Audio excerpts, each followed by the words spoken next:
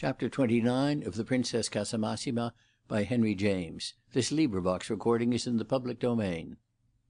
boulevard was all alive, brilliant with illuminations, with the variety and gaiety of the crowd, the dazzle of shops and cafes seen through uncovered fronts or immense lucid plates, the flamboyant porches of theatres and the flashing lamps of carriages, the far-spreading murmur of talkers and strollers, the uproar of pleasure and prosperity, the general magnificence of Paris on a perfect evening in June. Hyacinth had been walking about all day. He had walked from rising till bedtime every day of the week that had elapsed since his arrival, and now an extraordinary fatigue, which, however, was not without its delight. There was a kind of richness, a sweet satiety in it. A tremendous lassitude had fallen upon him, and he settled himself in a chair beside a little table in front of Tortoni's, not so much to rest from it as to enjoy it. He had seen so much, felt so much, learned so much, thrilled and throbbed and laughed and sighed so much during the past several days that he was conscious at last of the danger of becoming incoherent to himself, of the need of balancing his accounts. To-night he came to a full stop. He simply sat at the door of the most dandified café in Paris and felt his pulse and took stock of his impressions. He had been intending to visit the Variété Théâtre, which blazed through intermediate lights and through the thin foliage of trees not favoured by the asphalt on the other side of the great avenue. But the impression of Chaumont—he relinquished that for the present. It added to the luxury of his situation to reflect that he should still have plenty of time to see the succès du jour. The same effect proceeded from his determination to order a marquise, when the waiter, whose superior shirt front and whisker emerged from the long white cylinder of an apron, came to take his commands. He knew the decoction was expensive. He had learnt as much at the moment he happened to overhear for the first time a mention of it, which had been the night before in his place in a stall during an entr'acte in the Comédie Française. A gentleman beside him, a young man in evening dress, conversing with an acquaintance in the row behind, recommended the latter to refresh himself with the article in question after the play. There was nothing like it, the speaker remarked, of a hot evening in the open air when one was thirsty. The waiter brought Hyacinth a tall glass of champagne, in which a pineapple ice was in solution, and our hero felt that he had hoped for a sensation no less delicate when he looked for an empty table on Tortoni's terrace. Very few tables were empty, and it was his belief that the others were occupied by high celebrities. At any rate, they were just the types he had had a provision of, and wanted most to meet, when the extraordinary opportunity to come abroad with his pocket full of money (it was more extraordinary even than his original meeting with the Princess) became real to him in Lomax Place. He knew about Tortoni's from his study of the French novel, and as he sat there he had a vague sense of fraternising with Balzac and Alfred de Musset. There were echoes and reminiscences of their works in the air, confounding themselves with the indefinable exhalations, the strange composite odour, half agreeable, half impure, of the boulevard. Splendid Paris, charming Paris! That refrain, the fragment of an invocation, a beginning without an end, hummed itself perpetually in Hyacinth's ears. The only articulate words that got themselves uttered in the hymn of praise which his imagination had been offering to the French capital from the first hour of his stay. He recognised, he greeted, with 1,000 palpitations, the seat of his maternal ancestors, was proud to be associated with so much of the superb, so many proofs of a civilization that had no visible rough spots. He had his perplexities, and he had even now and then a revulsion for which he had made no allowance, as when it came over him that the most brilliant city in the world was also the most blood-stained. But the great sense that he understood and sympathized was preponderant, and his comprehension gave him wings, appeared to transport him to still wider fields of knowledge, still higher sensations. In other days, in London, he had thought again and again of his mother's father, the revolutionary watchmaker who had known the ecstasy of the barricade and had paid for it with his life, and his reveries had not been sensibly chilled by the fact that he knew next to nothing about him. He figured him in his mind, had a conviction that he was very short, like himself, and had curly hair, an immense talent for his work, and an extraordinary natural eloquence, together with many of the most attractive qualities of the French character. But he was reckless, and a little cracked, and probably immoral. He had difficulties and debts and irrepressible passions. His life had been an incurable fever, and its tragic termination was a matter of course. None the less, it would have been a charm to hear him talk, to feel the influence of a gaiety which even political madness could never quench, for his grandson had a theory that he spoke the French tongue of an earlier time, delightful and sociable in accent and phrase, exempt from the commonness of modern slang. This vague yet vivid personage became Hyacinth's constant companion from the day of his arrival. He roamed about with Florentine's boy, hand in hand, sat opposite to him at dinner, at the small table in the restaurant, finished the bottle with him, made the bill a little longer, and treated him to innumerable revelations and counsels. He knew the lad's secret without being told, and looked at him across the diminutive tablecloth, where the great tube of bread, pushed aside a little, left room for his elbows. It puzzled Hyacinth that the people of Paris should ever have the fierceness of hunger when the loaves were so big. Gazed at him with eyes of deep, kind, glowing comprehension, and with lips which seemed to murmur that when one was to die to-morrow, one was wise to eat and drink to-day. There was nothing venerable, no constraint of importance or disapproval in this edifying and impalpable presence. The young man considered that Hyacinth Vivier was of its own time of life, and could enter into his pleasures as well as his pains. Wondering repeatedly where the barricade on which his grandfather fell had been erected, he at last satisfied himself, but I am unable to trace the process of the induction, that it had bristled across the Rue Saint-Honoré, very near to the church of Saint-Roch.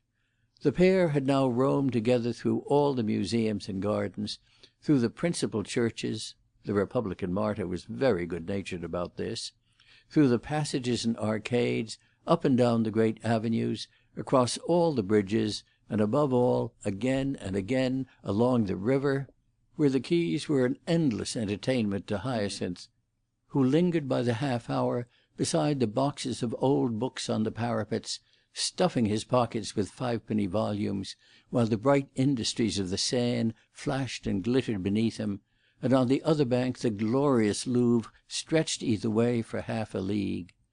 Our young man took almost the same sort of satisfaction in the Louvre as if he had erected it.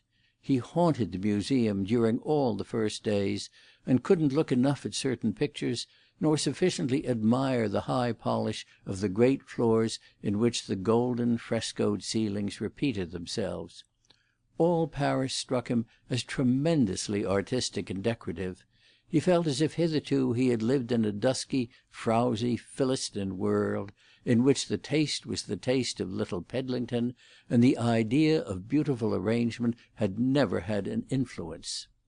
In his ancestral city it had been active from the first, and that was why his quick sensibility responded, and he murmured again his constant refrain when the fairness of the great monuments arrested him, in the pearly, silvery light, or he saw them take grey-blue, delicate tones at the end of stately vistas. It seemed to him that Paris expressed herself, and did it in the grand style, while London remained vague and blurred, inarticulate, blunt and dim. Eustache Poupin had given him letters to 3 or 4 Democratic friends, ardent votaries of the social question, who had by a miracle either escaped the cruelty of exile or suffered the outrage of pardon, and, in spite of Republican mouchards, no less infamous than the imperial, and the periodical swoops of despotism which had only changed its buttons and postage stamps, kept alive the sacred spark which would some day become a consuming flame. Hyacinth, however, had not had the thought of delivering these introductions. He had accepted them because Poupin had had such a solemn glee in writing them, and also because he had not the courage to let the couple in Lisson Grove know that since that terrible night at Hoffendal's a change had come over the spirit of his dream. He had not grown more concentrated, he had grown more relaxed, and it was inconsistent with relaxation that he should rummage out Poupin's friends, one of whom lived in the Batignolles and the others in the Faubourg Saint-Antoine, and pretend that he cared for what they cared for in the same way as they cared for it. What was supreme in his mind to-day was not the idea of how the society that surrounded him should be destroyed. It was, much more, the sense of the wonderful precious things it had produced, of the brilliant impressive fabric it had raised. That destruction was waiting for it there was forcible evidence, known to himself and others, to show; but since this truth had risen before him in its magnitude, he had become conscious of a transfer, partial if not complete, of his sympathies; the same revulsion of which he had given a sign to the Princess in saying that now he pitied the rich, those who were regarded as happy. While the evening passed, therefore, as he kept his place at Tortoni's, the emotion that was last to visit him was a compunction for not having put himself in relation with poor Poupin's friends, for having neglected to make the acquaintance of earnest people. Who in the world, if one should come to that, was as earnest as he himself, or had given such signal even through secret proofs of it? He could lay that unction to his soul in spite of his having amused himself cynically, spent all his time in theatres, galleries, walks of pleasure. The feeling had not failed him with which he accepted Mr. Vetch's furtherance, the sense that since he was destined to perish in his flower, he was right to make a dash at the beautiful, horrible world. That reflection had been natural enough, but what was strange was the fiddler's own impulse, his desire to do something pleasant for him, to beguile him and ship him off. What had been most odd in that was the way Mr. Vetch appeared to overlook the fact that his young friend had already had, that year, such an episode of dissipation as was surely rare in the experience of London artisans. This was one of the many things Hyacinth thought of. He thought of the others in turn and out of turn. It was almost the first time he had sat still long enough, except at the theatre, to collect himself. 100 confused reverberations of the recent past crowded upon him, and he saw that he had lived more intensely in the previous 6 months than in all the rest of his existence. The succession of events finally straightened itself, and he tasted some of the rarest, strangest moments over again. His last week at Medley, in especial, had already become a kind of fable, the echo of a song. He could read it over like a story, gaze at it as he would have gazed at some exquisite picture. His visit there had been perfect to the end, and even the 3 days that Captain Sholto's sojourn lasted had not broken the spell, for the 3 more that had elapsed before his own departure, the Princess herself had given him the signal, were the most important of all. It was then the Princess had made it clear to him that she was in earnest, was prepared for the last sacrifice. She was now his standard of comparison, his authority, his measure, his perpetual reference, and in taking possession of his mind to this extent, she had completely renewed it. She was altogether a new term, and now that he was in a foreign country, he observed how much her conversation, itself so foreign, had prepared him to understand it. In Paris he saw, of course, a great many women, and he noticed almost all of them, especially the actresses, confronting, mentally, their movement, their speech, their manner of dressing, with that of his extraordinary friend. He judged that she was beyond them in every respect, though there were 1 or 2 actresses who had the air of trying to copy her. The recollection of the last days he had spent with her affected him now like the touch of a tear-washed cheek. She had shed tears for him, and it was his suspicion that her secret idea was to frustrate the redemption of his vow to Hoffendal, to the immeasurable body that Hoffendal represented. She pretended to have accepted it, and what she said was simply that when he should have played his part, she would engage to save him, to fling a cloud about him, as the goddess mother of the Trojan hero used, in Virgil's poem, to escamote Aeneas. What she meant was, in his view, to prevent him from playing his part at all. She was earnest for herself, not for him. The main result of his concentrated intimacy with her had been to make him feel that he was good enough for anything. When he had asked her, the last day, if he might write to her, she had said yes, but not for 2 or 3 weeks. He had written after Penny's death, and again just before coming abroad, and in doing so had taken account of something else she had said in regard to their correspondence, that she didn't wish vague phrases, protestations, or compliments. She wanted the realities of his life, the smallest, most personal details. Therefore he had treated her to the whole business of the break-up in Lomax Place, including the sale of the rickety furniture. He had told her what the transaction had brought, a beggarly sum, but sufficient to help a little to pay debts. And he had informed her furthermore that one of the ways Miss de Vetch had taken to hurry him off to Paris was to offer him a present of £30 out of his curious little hoard, to add to the sum already inherited from Pinny, which, in a manner that none of Hyacinth's friends, of course, could possibly regard as frugal, or even as respectable, was now consecrated to a mere excursion. He even mentioned that he had ended by accepting the £30, adding that he had feared there was something demoralizing in his peculiar situation. She would know what he meant by that. It disposed one to take what one could get, made one at least very tolerant of whims that happened to be munificent. What he did not mention to the Princess was the manner in which he had been received by Paul Muniment and by Millicent Henning on his return from Medley. Millicent's reception had been the queerest, it had been unexpectedly mild. She made him no scene of violence, and appeared to have given up the line of throwing a blur of recrimination over her own nefarious doings. She treated him as if she liked him for having got in with the swells. She had an appreciation of success which would lead her to handle him more tenderly now that he was really successful. She tried to make him describe the style of life that was led in a house where people were invited to stay like that without having to pay, and she surprised him almost as much as she gratified him by not indulging in any of her former digs at the Princess.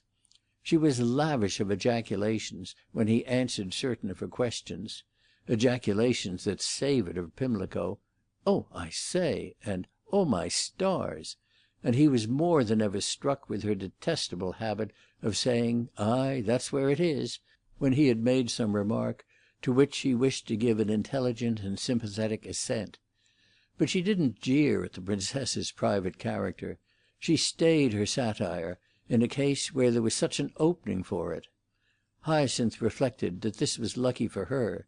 He couldn't have stood it, nervous and anxious as he was about Penny, if she had had the bad taste, at such a time as that, to be profane and insulting. In that case he would have broken with her completely. He would have been too disgusted. She displeased him enough as it was by her vulgar tricks of speech. There were 2 or 3 little recurrent irregularities that aggravated him to a degree quite out of proportion to their importance, as when she said "full up" for full, "sold out" for sold, or remarked to him that she supposed he was now going to chuck up his work at old Crookenden's.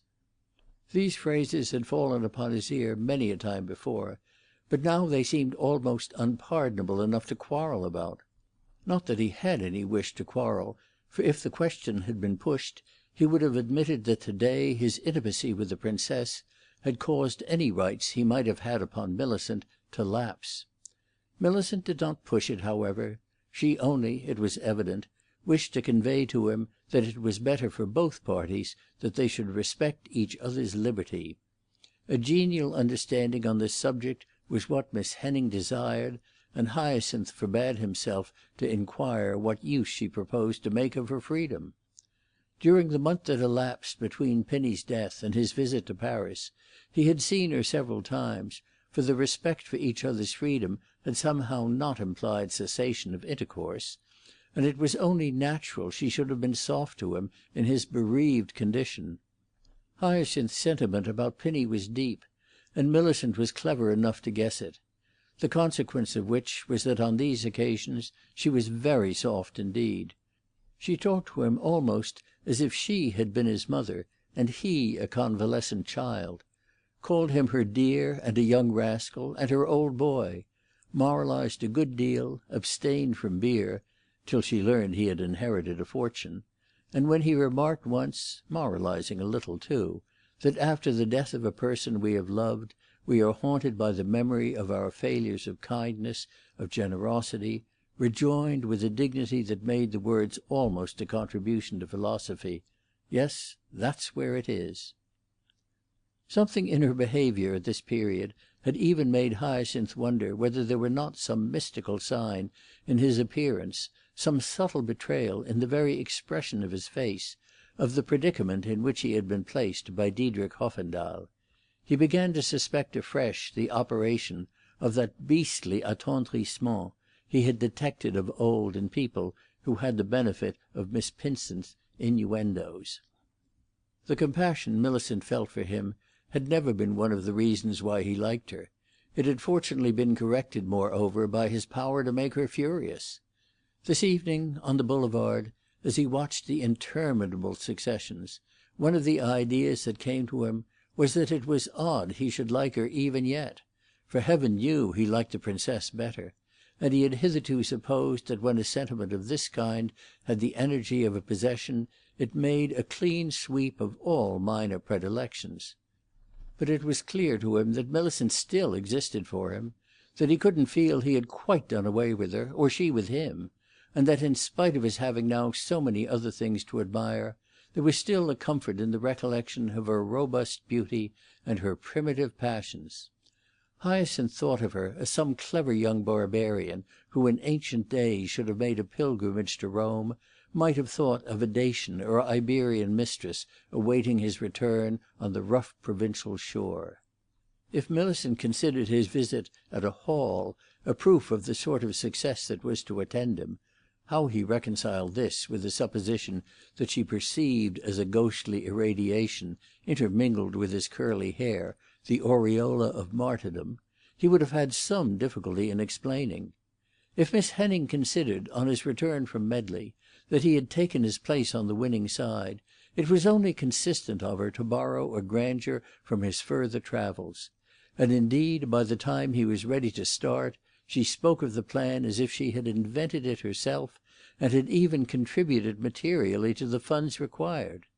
It had been her theory from the first that she only liked people of spirit, and Hyacinth certainly had never so much spirit as when he launched himself into continental adventures.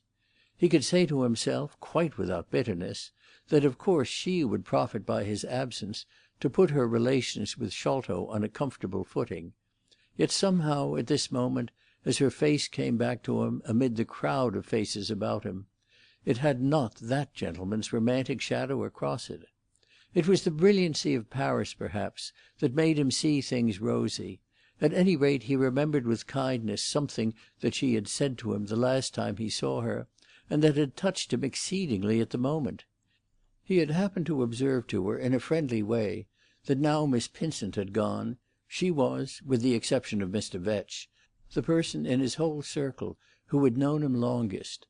To this Millicent had replied that Mr. Vetch wouldn't live for ever, and then she should have the satisfaction of being his very oldest friend. "Oh, well, I shan't live for ever either," said Hyacinth, which led her to inquire whether by chance he had a weakness of the chest. "Not that I know of, but I might get killed in a row." And when she broke out into the scorn of his silly notion of turning everything up, as if any one wanted to know what a costermonger would like, or any of that low sort of the East End, he amused himself with asking her if she was satisfied with the condition of society, and thought nothing ought to be done for people who, at the end of a lifetime of starvation wages, had only the reward of the hideous workhouse and a pauper's grave. "I shouldn't be satisfied with anything if ever you was to slip up," Millicent answered simply, looking at him with her beautiful boldness. Then she added, "There's one thing I can tell you, Mr. Robinson, that if ever any one was to do you a turn—" And she paused again, tossing back the head she carried as if it were surmounted by a tiara, while Hyacinth inquired what would occur in that contingency. "Well, there'd be one left behind who would take it up," she announced, and in the tone of the declaration there was something brave and genuine. It struck Hyacinth as a strange fate, though not stranger after all than his native circumstances, that one's memory should come to be represented by a shop girl overladen with bracelets of imitation silver; but he was reminded that Millicent was a fine specimen of a woman of a type opposed to the whining, and that in her free temperament many disparities were reconciled. CHAPter XXX.